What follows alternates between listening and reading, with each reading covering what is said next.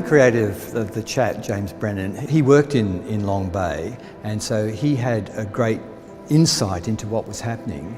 To give you a sense of what that's like, I mean, I can put it in sort of two words: cold and conservative. Like all prisons, they're designed for the worst possible thing happening. It's all about risk management. So you can't have a prisoner harming themselves or harming others or harming the staff. It's very austere, and in fact when you go into that environment you feel really stressed out actually. If you look at the average prison population, many of them have done something silly. They've been on drugs. Generally they're not hardened criminals, they're not career criminals, they've just messed up. We've got to give them the opportunity to turn around and do the right thing, and you know, I don't think our prisons are actually set up at the moment to do that.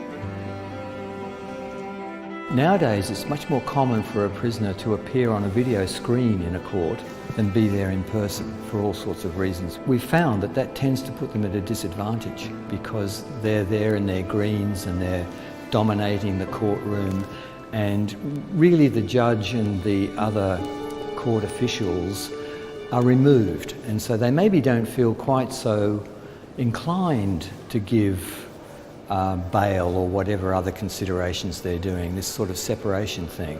So the way we tried to solve that problem was to inform the inmates as to the whole process so that they understood it, they understood the words that were going to be used, the process that they were going to go through, how they needed to react, how they needed to behave and so on for their own benefit and to understand what was happening.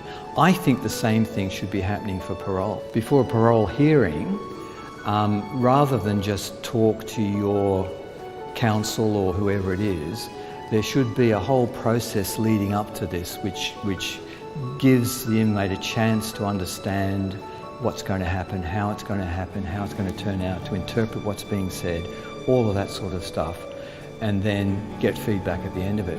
It's communication, like many things, which would really benefit the process. This is really a terrific opportunity to understand what goes on behind those awful walls. And you know, we've got a huge number of people who are there, and they're all part of our community. We should really know what's happening, and we should really be having a say in how they're treated. Go along to this program, have a look at it, have a look at the chat, and I think you will feel empowered to actually take some action. I really encourage you to go.